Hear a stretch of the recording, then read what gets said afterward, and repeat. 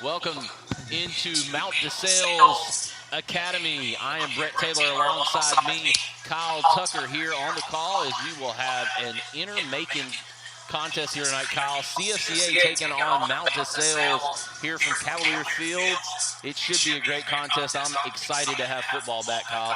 Absolutely. It's East Macon meets West Macon. As Central Fellowship comes across town to play at Mount DeSales. Brett, it's been a long, hot summer. The weather still hasn't cooled off yet, but football's finally here, Brett. I'm super excited. Yeah, absolutely. And with that, we'd like to show all the Mount DeSales folks out there, as well as those from CFCA watching. We have a special return this season to the sidelines here at Mount DeSales. Coach Robert Slocum back on the sidelines, and Braden caught up with him earlier this week. We're going to go ahead and check out that interview where Braden got to talk to Coach Robert Slocum. He's going to talk a little bit about the Cavaliers season, what to expect, and his return back here to Mount DeSales. So we'll head to that right now, and we will catch you later on in the pregame for this great contest between CFCA and Mount DeSales. Welcome in, everybody. It's Middle Georgia Sports Live, and today I'm at Mount DeSales with the legendary Coach Robert Slocum. Coach, how are you today? I'm doing well. Thanks for coming by. Thank you for having me, man. I'm excited to kind of hear your story and talk about football this year. Okay. So before we get into football, though, let's talk about you. Tell us your whole backstory. How did you get to Mount DeSales the first time? And just kind of start with that. Okay. Well, I graduated from Mount DeSales. Okay. And after graduating from college, I had the opportunity to come back and teach phys ed and coach. So I played for Coach Mike Garvin, and I was his assistant for 13 years. And during those 13 years, I was the head boys varsity basketball coach. In 1991, I took over as head football coach and athletic director, and I did that until 2013. And then 2013, I transitioned into the advancement office here at Mount DeSales, and I did that until 2021 when I left to work with the GIAA. Wow. So you've been at Mount DeSales for a long time. A long time. And then the last couple of years you've spent it with the GIAA. Right. So let's talk about when you went to school here. So you won several state championships, right? Yeah, we won 3 state championships out of my 4 years here at Mount DeSales. That's awesome, man. Yeah. And what did you play when you went to school here? I was a tailback. Okay. Yeah. Yeah. And played basketball too, right? And I played basketball. Yeah. And then where did you go to college? I played down at Savannah State. Okay. Mm-hmm. And how was that?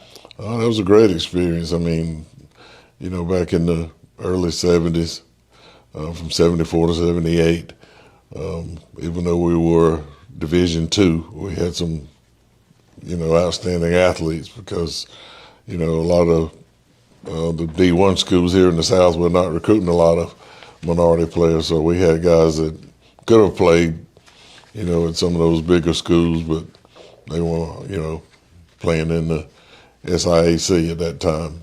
So that was pretty fun. That was pretty fun, yeah. So learned a lot there, and then you came straight back to Mount DeSales, right? Right. And got to go play for your high school coach, or got to go coach under your high school coach. That's correct. Coach Mike Garvin. How was that? What was that like, that transition? Oh, it was interesting. I mean, Coach Garvin was, an intense guy and old school, and of course some of the things we did back then you can't do now, but yeah. He was well respected and very knowledgeable and passionate about not only his football, but, he was an outstanding math teacher also. Yeah. And I bet you learned a lot from him too. Oh, yeah. Is there a lot of stuff from him that you still use today? Not really. The game has changed a little bit, but not that much. I mean, he was an old 50 defense guy, and a lot of people have had to adapt that defense a little bit to cover the spread and the different offenses that we see now. But back when we were just playing against option teams and people that were lining up in the eye playing smash mouth football, it was a good defense. And so you coached under him, and you also coached basketball. That's correct. And then eventually you became the head basketball coach, and then the head football coach. Mm-hmm. And then at some point you became the athletic director. Right. And then you got to work in administration. So you've really seen Mount DeSales from almost every perspective you can. Yeah, my 40-plus years, people say, how'd you stay at one place for so long? Well, I did several different jobs at the same place. So that made, a little bit easier. Yeah, and Mount DeSales has kind of always felt like home, it seems like. Oh, yeah, no doubt. You know, I graduated from here, and I've had 2 younger brothers and 2 sisters that also graduated from Mount DeSales, and my 2 children graduated from Mount DeSales, so. Awesome, man. Yeah. Well, kind of seeing it from all the perspectives, obviously being a coach, a player here, an administrator here, and then seeing it from the GIAA side as well, does that kind of change the way you view things now, being able to see it from all the perspectives? Yeah, you know, things change. You know, people change. Kids are different. The way this generation is now, you know, they expect they want you to do things right now. They expect results right now. You know, with Google and all those type things, the computer age, the cell phones, all those things are different. Yeah. A lot's different, but a lot's the same. Oh, yeah, the game has not changed. Yeah. You know, first time I talked to the kids, we told them, we still got to block and tackle in order to win football games, and that has not changed. Yeah. So even in your time with the GIAA after you left Mount DeSales, you were still heavily involved here, right? Yeah. You know, Coach Epps and I have a close relationship. His dad and I grew up 3 houses down the street from each other. Yeah. And Coach Epps and my daughter Blair graduated from Mount DeSales in the same class, and they went to St. Peter Claver together. And so my family and his family, you know, have had long ties. So, you know, when he took over as AD, you know, we kind of stayed in touch. Yeah. Yeah. And so roughly a decade later, off the sidelines, comes the opportunity to come back. When you got that call, what was kind of your thought process? Well, first thing I had to do was sit down and talk to my wife and talk to the kids, you know, because, you know, I had told people I was trying to simplify my life. And here you go back to... Yeah, I go back to the grind, and now things are a little bit more complicated. But, you know, like you said earlier, Mount DeSales is family, so when family needs something, you do what you can to help out. You can't separate family from family. That's right. So was it kind of more of a, you know, yes, you had to talk to your family, but through your mind, was it more of an immediate yes, or did you have to think about it some? Well, I had to think about it some because, you know, I was in a mode where I was spending time with grandkids and having, you know, every Friday night going out to dinner with my wife, and now Friday night's going to be different. And, you know, she's a football widow again, so, you know, we had to think about all those things. It seems like all the stars have kind of aligned, Coach. You know, the school just celebrated 150 years, 30 years since that last championship, and now you're back at the helm on the football. Yeah. So does that kind of shift things, or is that something people talk about a lot? Or yeah, the people here at Mount DeSales are talking about it a lot, and you know, hopefully we've created some excitement, and we want to get our alums back involved or more involved, and hopefully we get the kids, you know, back on the right track of being able to compete and win some football games. Yeah. Well, it sounds like y'all are going to do great. And what a story. You know, obviously you grew up here. You've been here pretty much your whole adult life, right, it seems like. And now you're back leading the football team that you used to lead for such a long time and built that success. But let's shift and talk about this year's group, Coach. So what's kind of trending in the right direction? What looks good with this year's group on the field? Well, the main thing we like about this group is we have some guys coming back from last year to have some experience, and we have some talented guys, especially at the skill position. You know, we trying to beef up our offense and defensive line. We're a little bit short in those areas, but hopefully we can, you know, get some young guys to step up and be ready to play by region time. Yeah. But right now we've got, you know, some guys that we have to count on to go both ways. But, you know, our quarterback played last year, and his name is Ben Burney. He's a junior. And we have Bryson Harrell, who's probably our best athlete. He's going to start at linebacker and running back. And he's our big playmaker, and he made some big plays for the team last year.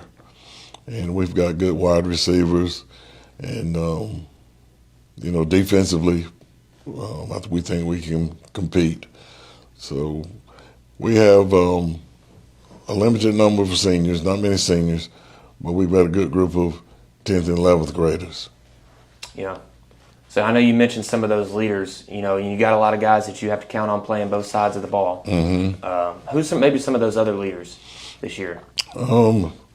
Let's see. We've got Bryson Fletcher, who's going to start for us at defensive end, and he's also playing offensive tackle. Okay. And we've got Dexter Scarborough, who's an offensive lineman, and he's a defensive end also. And our fullback is, it's going to be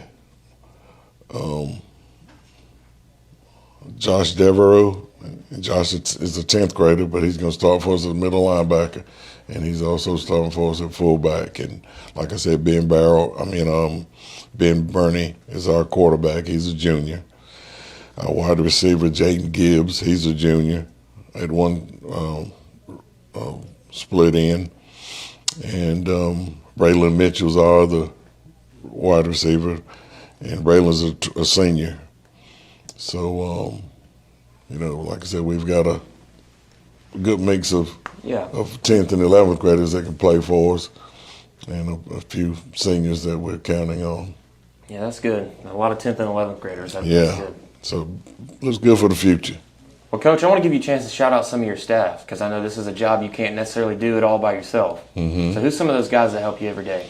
Well, the first thing I did when I got back on campus was to go and see if I could recruit my former defensive coordinator, Coach Todd Freeman. He does a good job, and he's a well-organized, knowledgeable guy, and he works hard. And then I was able to go and get Jim Massey, who was at Stratford on his last stint, but he retired from Stratford this past year. And he's going to be an offensive line coach, and he was defensive coordinator. So we worked together for 13 years previously. So that was a good pickup. And, of course, we were able to get Mike Walton back on campus as head football coach, and he's going to be working with our quarterbacks and DBs. And he's our sports, development guys. Right. So he's working with the kids in the weight room, and he'll have a class here on campus. And, of course, we're adding a new weight room also here on campus. So that's big for us. Well, Coach, I'm excited to see that sports development program grow here. Right. Yeah. Yeah, and, he's already done a great job with that program, and we've seen some improvements in our kids already. Yeah. So it's a lot of guys you're familiar with. Yeah. So that helps. Yeah. So it sounds like you got a good group, good coaching staff. Yeah. Kind of developing these players. You got a lot of 10th and 11th graders you're mixing in, so that's good. Yeah. And the good thing is we have, people that are on campus every day, and so the kids can, have somebody to relate to, and we can kind of hold them accountable also. Yeah. Well, Coach, I know you, like we said you've been here, as a player, coach, and everything. Spent your whole adult life here. Mm-hmm. I got to ask you one thing, man. Okay. Through everything you've been through at Mount DeSales and every different role, what does Mount DeSales mean to you personally? Like we said a few minutes ago, Mount DeSales is family to me, My children graduated from here, my brothers and sisters. I'm a graduate. I've spent 40-plus years on this campus. So it's like home. It's like family. Well, Coach, any last words? What's your message to the Mount DeSales community going into Friday night? On Friday night, we want to go out and we want to compete. And our goal is to try to win football games and try to get better from week to week. All right. Anything else before we wrap it up, Coach? I think that's it for me. I think that's good. All right. Well, Coach, I appreciate you having me out today. Yes, sir. I'm looking forward to Friday. I'm looking forward to the football season. All right, Braylon, good to see you. Thank you guys for tuning in. It's Robert Slocum on Middle Georgia Sports Live. When doubt surrounds your picture of tomorrow, hope from others can light the way forward. A whole team of people focused on what's next. Devoted to medicine that envisions the future so you can do the same. The power of second chances is here at Emory Healthcare, but its beauty shines brightest when you bring it home.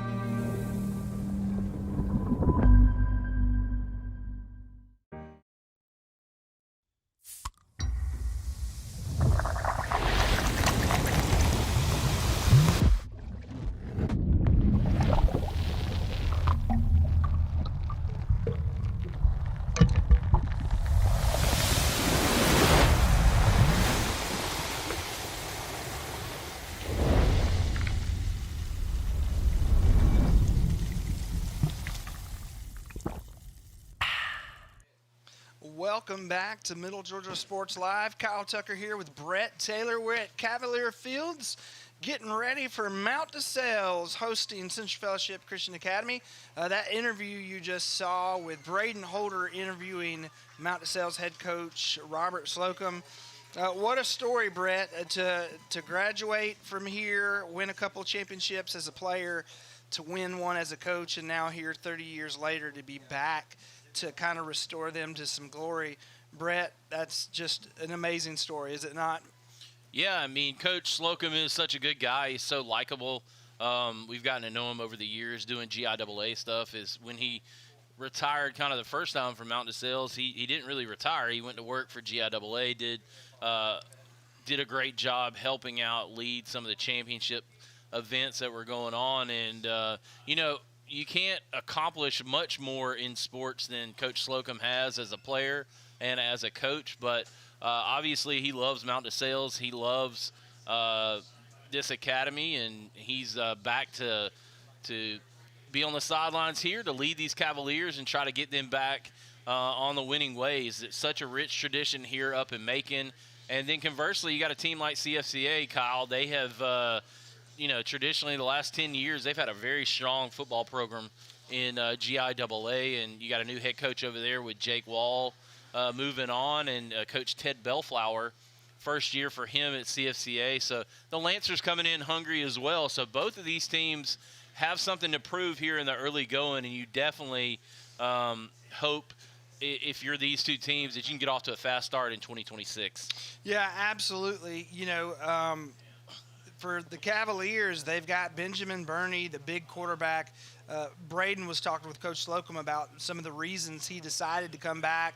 The 30th year anniversary of the championship, the 150th anniversary of the school, the drive to want to come back and help, the school has been pretty much a huge part of his life. But let me tell you, 6'3", 250 pounds, and a quarterback that can sling it, that's a pretty big reason to want to come back to coach that young man and coach this team.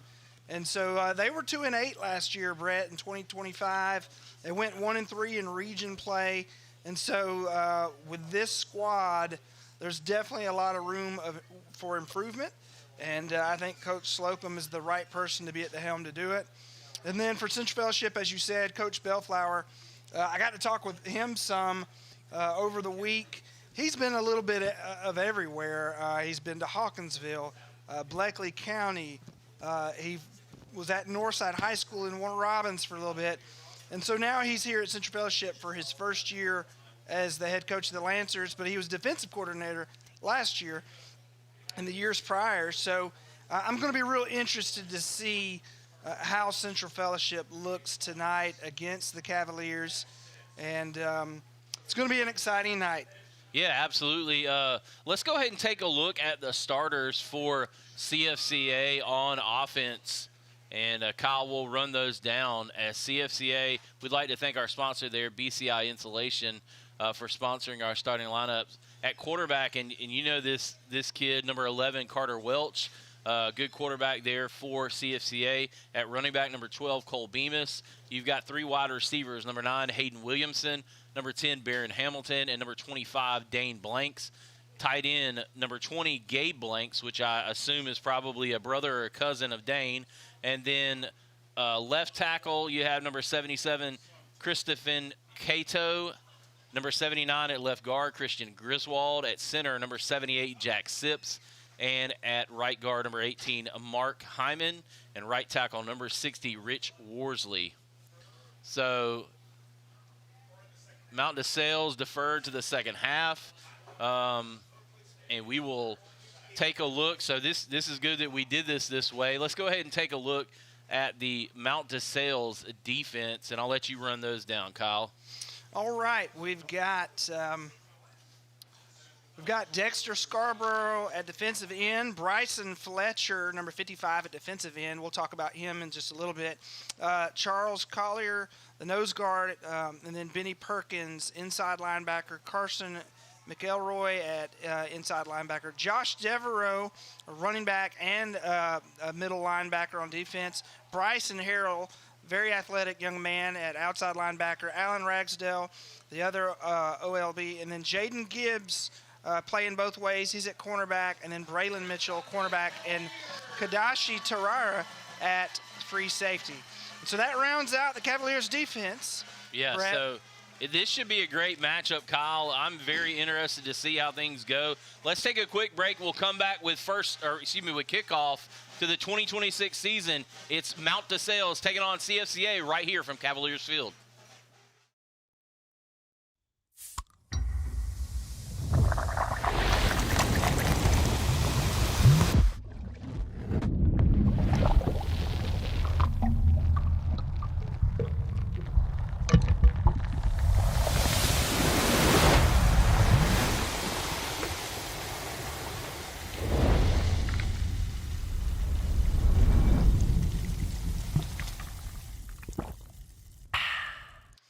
All right, here we are, folks. It's time for football.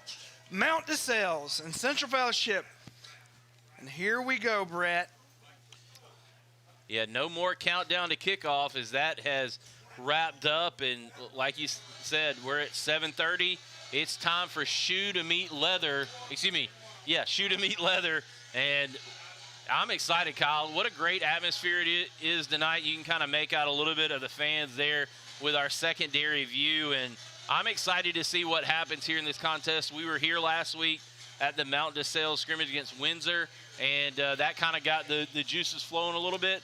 But I'm excited to see how Bernie comes out and plays offense here at quarterback, even though Mount DeSales will be on defense to start. So they'll have to do a good job defensively stopping a very potent CFCA offense. Yep, it's going to be very interesting. Carter Welch, the senior QB for the Lancers. I'm going to have some little bit of a backstory on him coming up later in the broadcast. But he's a senior, and he's ready to take on and steer his offense to a victory, and we'll see how the Cavaliers defend it as kickoff is underway, Brett. Yeah, so a good, decent return out to the 35-yard line there for number 10 for CFCA. That is Barron Hamilton on the return for the Lancers. Brett, you mentioned that we were here last week for the scrimmage, and a part of the scrimmage, they don't do any special teams. So tonight will be our first night getting to see special teams for Mount DeSales and for Central Fellowship. So one thing about both of these teams, these are some of the smaller squads as far as the Macon schools go. So you're going to see a lot of two-way and even three-way players tonight. And good defensive job right there up front for Mount DeSales. And they're pushing back those Lancers of CFCA. They get a loss of 3 there. We'll call that a defensive team loss there as the tackle in the backfield. So Bryson Fletcher on the tackle there, Brett, and this defense is led by him. Excuse me. It's going to be interesting to see how he plays tonight, as there's already a flag. I don't know if we got an illegal motion, a false start. I think you're going to have a false start there. Yep. Again, an early season penalty you're going to see there. That is not what Coach Bellflower wants out of his offense, and that puts them in a hold offensively, second down, and I don't know, we're going to call that almost 20. Brett, you've been calling football longer than me. Is that something you see more of in the early part of the season as flags, as the players are just kind of still getting their rhythm down and getting used to what they're trying to do for the year? There is no doubt. Normally teams are going to be having to go through those growing pains as the season starts, and hopefully by game 3 that really cuts out. And there you see another one right there. The pass out of the tight end, Gabe Blanks, goes right through his hands, hits the deck, Kyle, and that's going to bring up a 3rd down and long. He had some running room there if he's able to connect on the catch, but it goes right through his hand, probably looking upfield to try to run before he secured the ball. Yeah, there was a little play action there, Carter Welch, and he had the throw on the dime, just Gabe Blanks didn't come down with it. And so I'll be looking for that during the scrimmage on the other side. Benjamin Burney, a great arm. He was throwing a lot to his receivers, and they had a hard time getting connected for the first quarter or two. So can these receivers and QBs, can they be in unison tonight? It's going to be one of my keys to the game, as Welch is going to scramble and get pulled out of bounds. Yeah, he's going to get maybe back to the line of scrimmage, Kyle, and that's going to bring up a punting situation for CFCA. He looked downfield, good coverage by Mount DeSales, and then the linebackers clean things up there on Welch. He doesn't gain a yard, and that's going to bring up 4th down and 19. The punt team will be on, and then you've got a very dangerous returner back for Mount DeSales. That's number 7, Bryson Harrell, standing at his own 47-yard line, ready to receive the punt. Yeah, I believe it was Bryson Harrell that Coach Slocum mentioned in the interview with Braden as his most athletic player, and here he is. So a good job of going And across the look at field, that. and he may score, and he is going to score. Wow. And that may be one of our highlights of the week. Already 7-0 Mount DeSales, or excuse me, 6-0 Mount DeSales on top. Bryson Harrell with the 50-yard touchdown punt return. Brett, I thought he was done for. He was surrounded by a host of Lancers to his right, and it looked like he didn't have much of a lane there, but with a couple of juke steps, he had him thinking he was going to run into his right, and then all of a sudden, like the Red Sea parting, there was a lane that just opened on the left, and he took off down the sideline for a return. And so just like that, talking about he was a good returnman from last year and talking about how athletic he is, and then right there we see it right away. What a start for the Mount DeSales special teams. Yeah, just a great job of, as you said, kind of giving that dead leg there at about the 49-yard line, stopping and changing direction, coming back here to the near side, and Harrell gets Mount DeSales off on the right foot there. We saw him last week, Kyle. They did not score an offensive touchdown last week, but Harrell said, hey, offense, stay on the bench. I got you taken care of, and he takes it to the house on the first special teams play that we have. Yeah, kind of interesting start. Obviously, you know, if you're Coach Ted Bellflower of the Lancers, not the start you want. But what's interesting is the offense for the Lancers, they kind of come out and don't get anything going. Well, here they are. They get to come right back out and try it again. So it's going to give the defense for the Lancers more time to just sit and relax and watch. So it's going to be interesting to see if the Lancers can do better here on the second go-around. They definitely looked out of sync offensively, having trouble up front dealing with Mount DeSales' defensive line, and we will see what adjustments that CFCA makes here on this second offensive possession. You got number 13, Nick James, kicking off for Mount DeSales. Back deep to receive, number 10, Barron Hamilton. And then also, can't make out the other number over there, but he's going to receive it. I think that might be 25. It'll be Dane Blanks. And he's got a big return. He gets all the way out to the 49-yard line. That is Dane Blanks, as you said, Kyle. And great field position here for Welch and Carter Welch and his Lancers to try it again here on the second offensive possession of 2026. Yep, special teams showing up early for both teams. But I want to highlight Welch for a second. I got a chance to speak with him over the week as well. And, you know, you hear in baseball that when scouts scout baseball players, that sometimes you can just tell by the look of a player whether or not he's a good look. Some of them just, they have that look of a good baseball player. And I think that can be said for a quarterback as he hands it off here. Yeah, great play there by number 9. That is Benny Perkins on the tackle. But, I mean, when it comes to quarterbacks just, a lot of them just have that look and they have that presence. And he's got the look of a quarterback, Brett. I talked with him, and, you know, I asked him, I said, what's one of the biggest things you like about being a quarterback? And he said that he likes to have the ball in his hand when it matters. He likes to know that when the moment comes down to the wire, it's going to all run through him, and he can kind of control the outcome. And that's what you want, Brett, in a competitor. That's what you want as your quarterback, someone who's not afraid to take it and lead a team in the key moments. So there's a short pickup of a couple. That's their first positive possession here for the Lancers, and that will get it back to the original line of scrimmage. Kyle, 3rd down and 10, and CFCA looking to try to pick up their first down of the game. Mountain DeSales has been very stingy up front, especially in the run game. We'll see if they take to the air here. The very successful play they had in the first possession was the flat route, but they could not connect. Nothing going there.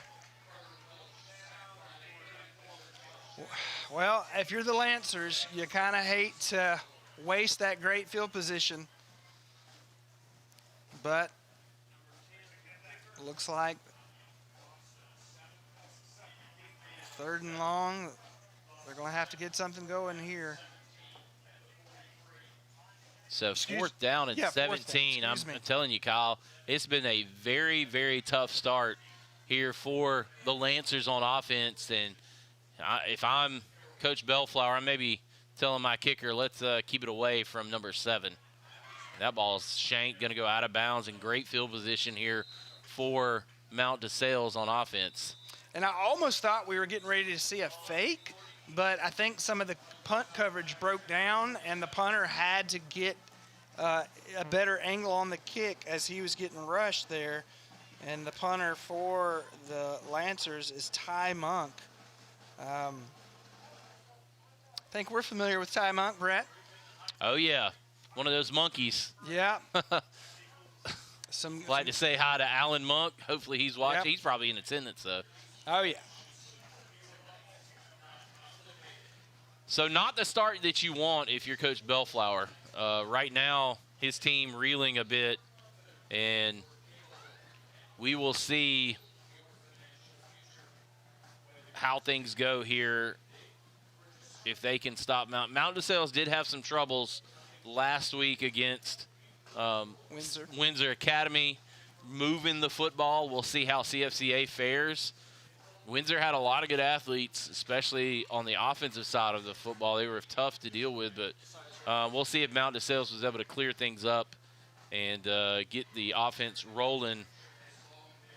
Let's take a quick look at, we've got quarterback Bernie down there. Let's take a look at his player feature real quick and look at some of his measurables, if you will, for the, I believe he's a junior, number 6, Benjamin Burney.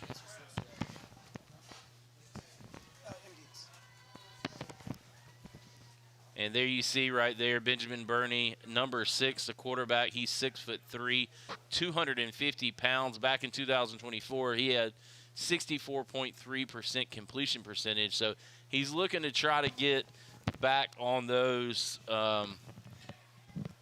good percentages in the passing game. We saw a lot of good passes from him last week across the middle of the field and to the outside. He's definitely got a good arm, and we'll see how Benjamin Burney can fare here. This Mount DeSales has 7 points already. They haven't possessed the ball yet. Yep, that's a good start. I believe what we're doing here is kind of a mandatory water break, and they're giving them rest, even though I tell you with the overcast weather and the rain earlier, I don't know how much you need it, honestly. Yeah. But it is what it is. So we'll keep everybody hydrated here tonight. But talking about Benjamin Burney, that's a big young man. And in the scrimmage that we covered last Friday night, he can sling it. He's got a great arm. If he can just get synced up with his receivers, you know, it's early in the year. Yeah, you've had some practices and whatnot. But it's still early in the year. If him and his receivers, if him and Bryson Harrell and Jaden Gibbs, if they can get in sync here, this is going to be a potent offense for Coach Slocum. I'm excited to see Burney play tonight. Great field position to start. They're going to hand the ball off here, and that's Devereaux, I believe, Kyle. Yep. He's going to pick up 5 on the play, and that'll bring up 2nd down and 5, we'll call it. Somebody lost a towel down there. Devereaux was quite active last Friday night during the scrimmage, so it's going to be interesting to see how he plays into it. You know, if they go heavy with the run game and that opens up the pass, that may set everything up for Benjamin Burney. Looks like we've got an official's timeout. Not sure what maybe we have an equipment malfunction. It looks like number 20, Gabe Blanks, had to run off real quick, and replacing him will be number 18, Mark Hyman.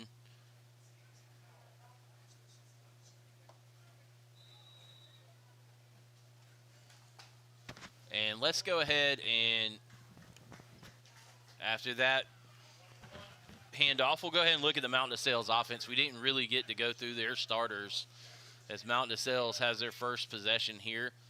And you will see there, again, sponsored by BCI Insulation, number 6, Benjamin Burney at quarterback, Josh Devereaux at running back, and Bryson Harrell at halfback. Number 1, Jaden Gibbs at wide receiver, 17, Braylon Mitchell at wide receiver. The tight end is number 5, Eli Battle. Your line looks like this. At left tackle, number 57, Charles Collier. Left guard, 72, Rashid Slatton. At center, number 70, Bryson Tanner. At right guard, number 30, Dexter Scarborough. And at right tackle, number 55, Bryson Fletcher. Those are the starters for Mount DeSales on offense. And back to Devereaux, and he picks up a first down, picks up almost 12 on the play, and that'll move the chains. Let's take a look at CFCA on defense, and it's going to be a lot of the same, and I'll let you run those down, Kyle. All right. At defensive end, we got Gabe Blanks. Defensive tackle, we've got Jack Sips. And then another defensive tackle, we've got Christian Griswold. And then Christophen Cato rounding out the defensive line there at the end. Cole Bemis is a linebacker. Shepard Tanner, another linebacker. And then you got the quarterback, Carter Welch, playing the outside linebacker. And then Kel Sizemore, your defensive back, Barron Hamilton, Dane Blanks, and Caleb Showeneth, the remaining defensive backs, rounding out the secondary. And another handoff here, this time to Jaden Gibbs. Yeah, he's a big play waiting to happen. He picks up 9, maybe 10 on the play, and it's either going to bring up a 3rd down and short or it's going to be a 1st down. Yep, and so the Lancers here, they're running a 4-2-5. So they've got their 4 linemen, they've got 2 linebackers, and then you've got Carter Welch, the outside linebacker, and then your 4 DBs. And so it's going to be interesting to see, you know, Coach Bellflower, he's the head coach now, but he's a defensive-minded coach. Yeah. It's going to be interesting to see how his defense holds up against the Cavaliers. But I think while we got this injury timeout. We're going to take an Emory Healthcare timeout. Kyle, we'll take a quick break, and we'll actually hear words from Emory Healthcare. We'd like to thank them for sponsoring us. Hopefully he's okay. We'll be back right after this. When doubt surrounds your picture of tomorrow, hope from others can light the way forward. A whole team of people focused on what's next. Devoted to medicine that envisions the future so you can do the same. The power of second chances is here at Emory Healthcare, but its beauty shines brightest when you bring it home.